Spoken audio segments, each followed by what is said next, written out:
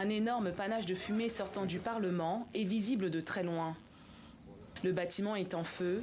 L'incendie a démarré vers 5 h du matin dans l'aile la plus ancienne de l'édifice. C'est là que siègent les députés sud-africains. Le feu est en ce moment en train de brûler les chambres du Parlement. C'est là que ça brûle. Nous avons réussi à contenir le feu dans les chambres du Conseil national des provinces.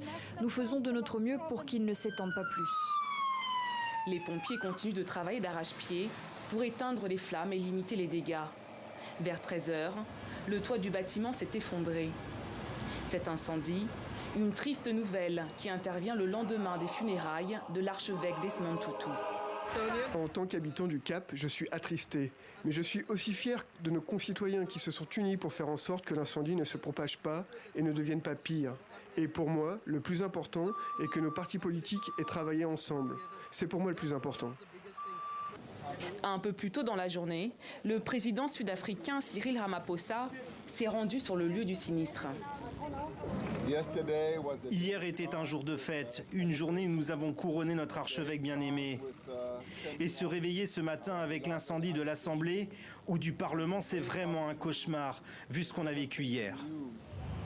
Pour de nombreux Sud-Africains, le Parlement du Cap est un monument hautement symbolique.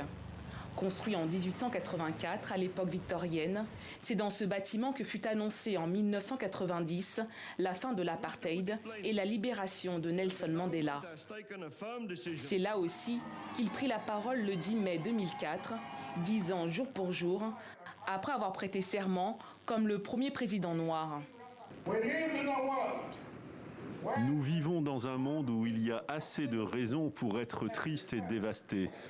Un monde où des êtres humains sont captifs et sont envahis dans leur propre pays. Cet après-midi, autour du Parlement, un important périmètre de sécurité a été mis en place. Pour l'heure, on ne connaît pas la raison du sinistre. La police a toutefois annoncé avoir arrêté un suspect. Il devrait être présenté mardi à la justice.